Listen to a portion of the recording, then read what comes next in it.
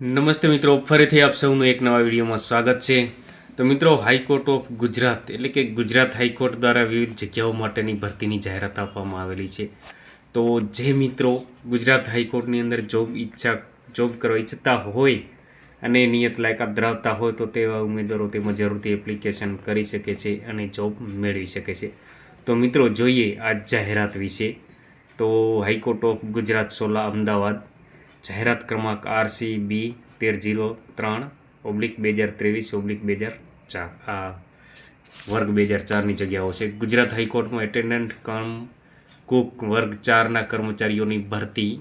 Online અરજી કરવાનો સમયગાળો, શરૂ થતી તારીખ અને સમય। ફોર્મ ભરવાની શરૂઆત 5/2/2024 બપોરે 12 કલાકથી અને છેલ્લી તારીખ અને સમય 19/2/2024 રાત્રિના 23:59 કલાક સુધી, એટલે કે 5/2/2024થી કરી અને 19/2/2024ના રાત્રિના 23:59 કલાક સુધી આજે ફોર્મ જે છે એ ભરી શકાશે, એટલે કે ઓનલાઈન ફોર્મ ભરી શકાશે। અને આ જગ્યાનું નામ છે એટેન્ડન્ટ કમ કુક અને વર્ગ 4ની જગ્યાઓ છે મિત્રો। અને યોજાનાર પરીક્ષાનો સંભવિત કાર્યક્રમ છે એ અહીંયા આપવામાં આવેલો છે મિત્રો। અનિવાર્ય સંજોગોના કિસ્સામાં નીચેના કાર્યક્રમમાં ગુજરાત હાઈકોર્ટ દ્વારા ફેરફાર કરી શકાશે।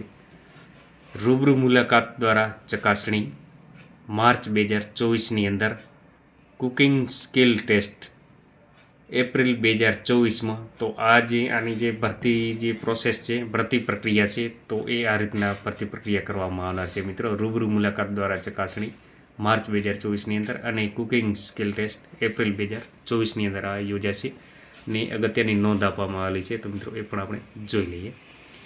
એક, સામાન્ય રીતે ઓનલાઈન અરજી કરવાના છેલ્લા 2-3 દિવસોમાં મોટાભાગના ઉમેદવારો અરજી કરતા હોય છે, જેને લીધે સર્વર ઉપર ભારણ વધવાના કારણે તેમજ ઉમેદવારોની પોતાની ટેકનિકલ ભૂલના કારણે ઘણા ઉમેદવારો ઓનલાઈન અરજી કરી શકતા નથી। આથી તમામ ઉમેદવારોએ છેલ્લા દિવસોમાં અરજી ન કરતા સમયસર ઓનલાઈન અરજી કરવી હિતાવહ છે। એટલે કે મિત્રો છેલ્લા 2-3 દિવસમાં ઉમેદવારો ફોર્મ ભરવાવાળા છે ઘણા વધી જતા હોય છે, જેને કારણે સર્વર ઉપર લોડ વધી જાય છે।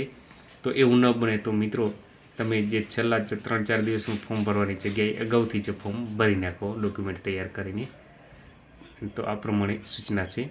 બીજી છે, ઓનલાઈન અરજી ઉપરાંત ભરતી પ્રક્રિયાને સંબંધિત તમામ પ્રકારની માહિતી જેવી કે ઉમેદવાર માટેની સૂચનાઓ, કોલ લેટર ડાઉનલોડ કરવા સંબંધિત સૂચના, નોટિસ, પરીક્ષાના કાર્યક્રમ, પરિણામ, પસંદગી યાદી વગેરે માટે ઉમેદવારે હાઈકોર્ટ ખાતે ફોન ન કરતા ઉપર દર્શાવેલ વેબસાઇટ સમયાંતરે જોતા રહેવું। એટલે કે આ જે હાઈકોર્ટના જે કોન્ટેક્ટ નંબર આપવામાં આવેલા છે તો ત્યાં કોન્ટેક્ટ ન કરવાનો, પરંતુ આ અંગેની જે કંઈ પણ વિગત છે એ જે વેબસાઇટ ઉપર જોતા રહેવાનું। એટલે કે વેબસાઇટ ઉપર આ અંગે જે કંઈ પણ અપડેટ આવશે તે મળી રહેશે।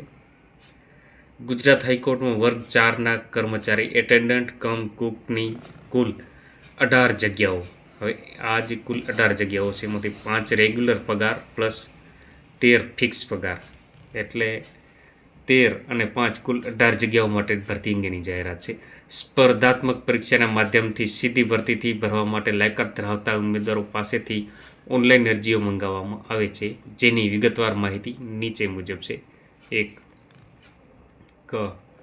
કક્ષા કેટેગરી દીઠ જગ્યાની સંખ્યા, રેગ્યુલર પગાર જગ્યાઓ માટે જે આ 5 જગ્યાઓ છે રેગ્યુલર જગ્યાઓ માટેની છે, એની અંદર જે છે જનરલ કેટેગરીની 4 છે, SCBCની 1 છે, અને આજે જે મહિલાઓ માટેની જો અનામતની જગ્યાઓ વાત કરવામાં આવે તે જનરલ માટેની 1 જગ્યા છે અને 1 છે એક્સ સર્વિસમેન માટેની। તો આ રીતે કુલ 5 જગ્યાઓની કેટેગરી વાઇઝ જગ્યાઓની વિગત છે। ત્યાર પછી છે ફિક્સ પગાર જગ્યાઓ માટે કુલ 13 જગ્યાઓ। કક્ષા કેટેગરી પ્રમાણે જે જગ્યાઓ જોવામાં આવે તો જનરલ કેટેગરીની 8 જગ્યાઓ છે, SC માટેની નથી, ST માટેની 1 છે, SCBC માટેની 3 છે અને EWS માટેની 1 છે। અને આ જે જગ્યાઓ છે એમાંથી મહિલાઓ માટે જનરલ કેટેગરીની 3 મહિલાઓ માટે જગ્યાઓ છે અને SCBCમાં 1 જગ્યા ને એક સર્વિસમેન છે તો એમના માટે 3 જગ્યાઓ છે અને એક જે જગ્યા છે એ ફિઝિકલ હેન્ડીકેપ માટેની જગ્યાઓ છે। તો આ રીતે જગ્યાઓની વિગત આપવામાં આવેલી છે મિત્રો। ને પગાર ધોરણ જે છે આનું જે કુક કમ એટેન્ડન્ટનું આ જે પગાર ધોરણ છે એની અંદર ₹15,000થી 47,600 રેગ્યુલર પગાર અને જે ફિક્સ પગાર છે તો એ 14,800 ફિક્સ પગાર રહેશે. તો આ રીતના પગાર ધોરણ આપવામાં આવેલું છે મિત્રો.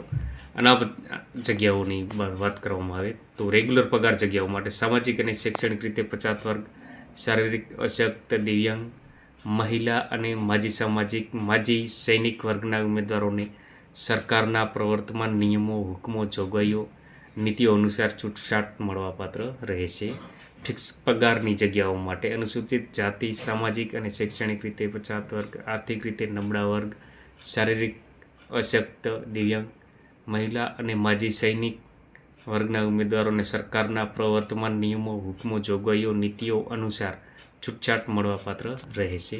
તો આ જે છૂટછાટ મળવાપાત્ર છે તો એ અંગેની વિગત છે. મૂળ ગુજરાતના અનુસૂચિત જાતિ, અનુસૂચિત જનજાતિ, સામાજિક અને શૈક્ષણિક રીતે પછાત વર્ગ અને આર્થિક રીતે નબળા વર્ગના ઉમેદવારોને અનામતના એટલે કે અનામત વર્ગના ઉમેદવારો તરીકે લાભ મળવાપાત્ર છે. જે યોગ્યતા છે, લાયકાત છે, તો એની અંદર આપણે જોઈ લઈએ મિત્રો. જરૂરી લાયકાત છે. ઓનલાઈન અરજી કરવાની છેલ્લી તારીખે 19/2/2024ના રોજ ઉમેદવારે સરકાર માન્ય બોર્ડમાંથી 10મું ધોરણ પાસ કરેલું હોવું જોઈએ. ઉમેદવારને ગુજરાતી અને હિન્દી ભાષાનું જ્ઞાન હોવું જોઈએ. ઉમેદવાર રસોઈ કામનો જાણકાર હોવો જોઈએ, જેમ કે ઉમેદવારને રસોઈના વિવિધ સાધનો જેવા કે chimney, induction oven, microwave, grills, toasters, fryers, steamers, kettle, food processors, refrigerators વગેરેનો ઉપયોગ કરતાં આવડતું હોવું જોઈએ. આજે જે કંઈ પણ વિગત આપવામાં આવેલી છે તો એવી જે આ ફૂડને લગતી જે કંઈ પણ આઇટમો છે તો એનો ઉપયોગ કરતાં આવડતો હોવો જોઈએ. ઉમેદવારને રસોઈમાં વપરાતા વિવિધ પ્રકારના મસાલાઓ, સ્પાઇસીસ એન્ડ હર્બ્સની જાણકારી તેમજ તેના યોગ્ય ઉપયોગ અંગેનું જ્ઞાન હોવું જોઈએ. તમામ પ્રકારની રસોઈ રસોઈ જે છે તો એના વિશેનું જ્ઞાન હોવું જોઈએ. સાથે જે ગુજરાતી, પંજાબી, સાઉથ ઇન્ડિયન, શાકાહારી અને માંસાહારી, ચાઇનીઝ, કોન્ટિનેન્ટલ, ઇટાલિયન વગેરેનું અને તમામ પ્રકારના ફાસ્ટ ફૂડ બનાવવાનું જ્ઞાન હોવું જોઈએ. વધુ વ્યક્તિઓ માટે રસોઈ બનાવવાના સંજોગોમાં રસોઈનો સ્વાદ, સજાવટ તેમજ સ્વચ્છતા જળવાઈ રહે તે રીતે સપ્રમાણમાં રસોઈ બનાવતા આવડવું જોઈએ. ઉમેદવારને રસોઈ બનાવવા ઉપરાંત તેને પીરસતી વખતે જરૂરી ગોઠવણી, સજાવટ અને પ્રસ્તુતિ અંગેનું જ્ઞાન હોવું જોઈએ. તો આ પ્રકારના જે વિવિધ જ્ઞાનના જે લાયકાતો જે છે એની અંદર આ વિગત આપવામાં આવેલી છે મિત્રો. આ પ્રકારે જે કુક માટેની જે લાયકાતો છે આપવામાં આવેલી છે. અનુભવ: ઉમેદવાર પાસે કેન્દ્ર સરકાર, રાજ્ય સરકાર, કોઈપણ કોર્પોરેટ સંસ્થા, સશસ્ત્ર દળો અથવા કોઈપણ સરકારી ઉપક્રમમાં રસોઈયા તરીકેનો ઓછામાં ઓછો 2 વર્ષનો અનુભવ હોવો જરૂરી છે. તો આ અનુભવ પણ આની અંદર આપવામાં આવેલો છે મિત્રો. પ્રાધાન્યતા: જે ઉમેદવાર કેન્દ્ર સરકાર અથવા રાજ્ય સરકાર દ્વારા માન્યતા પ્રાપ્ત કોઈપણ પ્રતિષ્ઠિત સંસ્થામાંથી રસોઈ કળાનો ITI સર્ટિફિકેટ, ડિપ્લોમા ડિગ્રી ધરાવતા કોર્સ કરેલો હશે તેને પ્રાધાન્યતા આપવામાં આવશે. તો જો કોઈ કોર્સ કરેલો હોય તો તેમની અગ્રતા મળી શકે છે.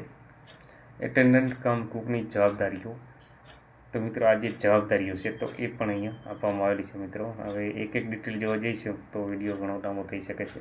અને ખાસ કરીને જે વયમર્યાદા છે 19/2/2024ના રોજ એટલે કે ફોર્મ ભરવાની છેલ્લી તારીખે 18 વર્ષથી ઓછી ન હોવો જોઈએ અને 35 વર્ષથી વધુ ન હોવી જોઈએ. તો આ જે ઉમેદવારની વયમર્યાદા છે એ 18થી કરીને 35 વર્ષ સુધીની હોવી જોઈએ. વયમર્યાદામાં છૂટછાટ: જે અનામત વર્ગના ઉમેદવારો છે તો એમને જે વર્ષોમાં જે છે એ છૂટછાટ મળવાપાત્ર છે. એ પણ મિત્રો તમે જોઈ શકો છો. 5 વર્ષ સુધીની છૂટછાટ જે છે એ મળવાપાત્ર છે. જેમાં મહિલા ઉમેદવારો, અનુસૂચિત જનજાતિના ઉમેદવારો, સામાજિક અને શૈક્ષણિક પછાત વર્ગના ઉમેદવારો, આર્થિક રીતે નબળા વર્ગના એ લોકોને 5 વર્ષની છૂટછાટ મળવાપાત્ર છે. અને ત્યાર પછી છે જે દિવ્યાંગ અથવા તો જે શારીરિક રીતે અશક્ત છે તો તેવા ઉમેદવારોને 10 વર્ષની છૂટછાટ મળવાપાત્ર છે. આ મિત્રો આજે વિવિધ જગ્યાઓ જે છે તો એના અંગેની આ જે છૂટછાટ મળવાપાત્ર છે તો એની અંગેની પણ વિગત આપવામાં આવેલી છે મિત્રો. પરીક્ષા ફી: તો આ જે પરીક્ષા ફી જે છે એ સામાન્ય વર્ગના ઉમેદવારો ₹600 પ્લસ બેંક ચાર્જિસ એ ફી ભરવાની રહેશે. અને જો અનામત કેટેગરીના ઉમેદવારો છે તો તેમને ₹300 ફી ભરવાની રહેશે. 300 પ્લસ જે બેંકના ચાર્જિસ હોય તે એમ કરીને 300 પ્લસ જે કંઈ પણ ફી થાય તે ભરવાની રહેશે. પરીક્ષા ફી ભરવાની રીત એ ઓનલાઈન મિત્રો ફોર્મ તમે ભરો છો ત્યારે ઓનલાઈન પણ ફોર્મ ભરી શકાશે, એટલે એ ઓનલાઈન ફી ભરી શકાશે.